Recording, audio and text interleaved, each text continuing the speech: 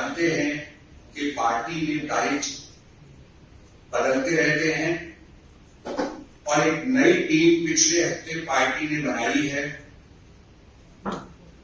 और सौभाग्यवश उसमें मुझे मीडिया प्रमुख का दायित्व दिया है।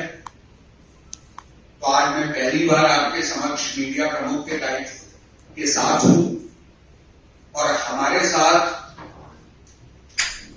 दिल्ली के लोकप्रिय नेता जो विशेषकर समय समय पर गरीबों और वंचितों से जुड़े हुए विषय उठाते हैं, ऐसे श्री रामवीर सिंह बिधोई जी हमारे साथ हैं। इस प्रेस वार्ता को संबोधित करेंगे और इस प्रेस वार्ता का विषय आपके समक्ष रखेंगे हमारे मुख्य प्रवक्ता, जो पिछली टीम में भी हमारे मार्गदर्शक और मुख्य प्रवक्ता थे, श्री अभय वर्मा जी, विधायक हैं लक्ष्मीनगर से। मैं उनसे निवेदन करूंगा कि वो इस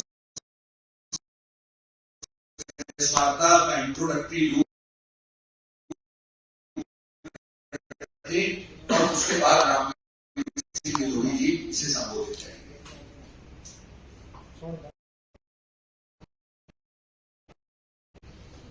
नमस्कार साथियों, जैसा कि प्रवीण जी ने बताया, सेंटर वाले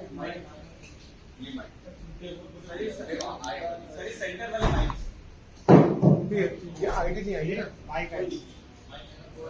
जैसा कि हमारे मीडिया प्रमुख प्रवीण शंकर कपूर जी ने बताया है कि एक नई टीम की घोषणा हुई है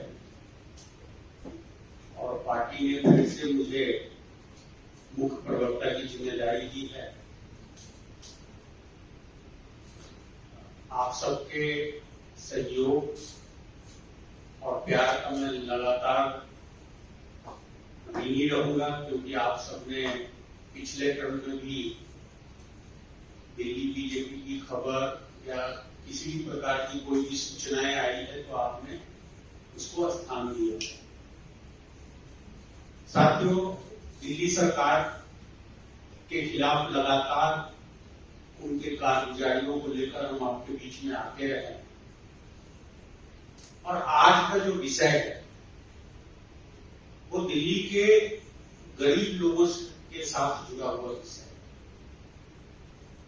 आपको जानकारी है कि दिल्ली के लगभग 72 लाख लोगों को आदरणीय प्रधानमंत्री मोदी जी के आशीर्वाद से लगातार राशन उपलब्ध कराते हम लोग आ रहे हैं।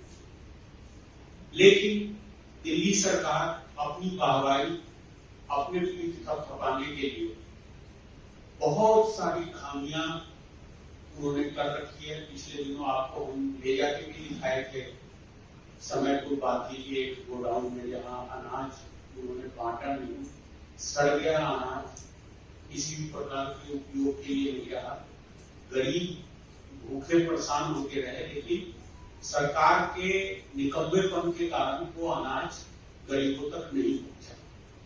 और अभी भी कई आदरणीय रामवीर सिंह बिधोई जी जो हमारे नेता प्रतिपक्ष हैं, आपको विस्तार से बात करेंगे, अभी भी सरकार जो वितरण प्रणाली है उसको टोटल कोलैप्स कर रही है। हमारे पास कई शिकायतें आती है, जबकि केंद्र सरकार ने सेंट्रलाइज व्यवस्था कर दी है, कहीं का व्यक्ति कहीं भी राशन ले सकता है। लेकिन दिल्ली की सरकार हमेशा दूसरे प्रांत के लोगों को राशन ना मिले उनको परेशान करे और हम जैसे विधायक जब इंटरफेयर करते हैं तब जाके उनको राशन मिल पाता है। नए राशन कार्ड बनाने का काम बिल्कुल रोका हुआ है। पिछले लगभग 5-6 साल से किसी भी नए राशन कार्ड बनाने का काम इस सरकार ने नहीं किया है। लगातार लोग कोविड के बाद जरूरतमंद रहे।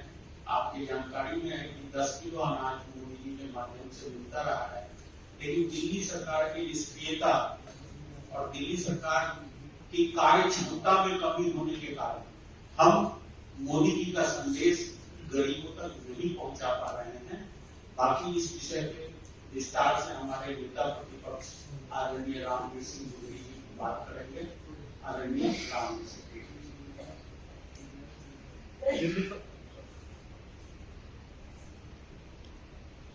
दिल्ली प्रदेश भारतीय जनता पार्टी के मुख्य वक्ता और दिल्ली के बहुत ही लोकप्रिय विधायक आदरणीय श्री अभय वर्मा जी,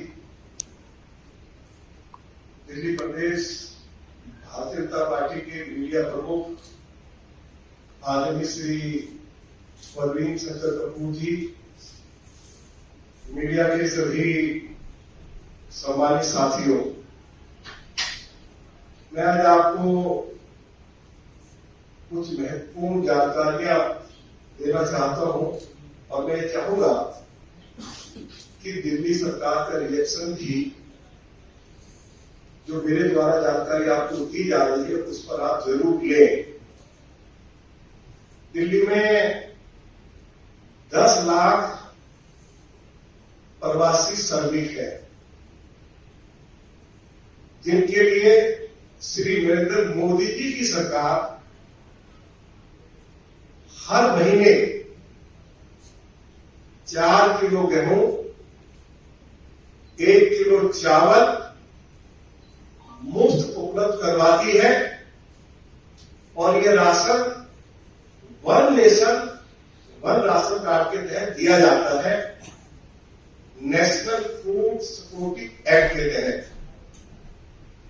आपको सुनकर हैरानी होगी कि 2 महीने का प्रवासी श्रमिकों का राशन अरविंद केजरीवाल की सरकार ने उठाया नहीं।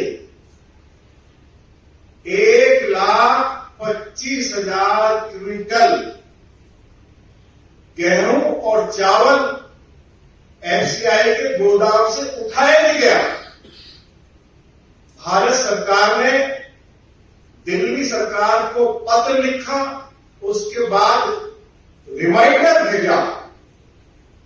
हमारा नेशनल फूड सिक्योरिटी एक्ट ये कहता है यदि कोई सरकार इस राशन को वितरित करने में विफल हो जाती है तो उसको अपने खजाने से राशन खरीदकर प्रवासी श्रमिकों को उपलब्ध कराना पड़ेगा या उनको नकद राशि देनी पड़ेगी। अरविंद केजरीवाल की सरकार ने न ही तो जो केंद्र सरकार का राशन था वह उठाया, न ही उनको कोई राशि दी गई और न ही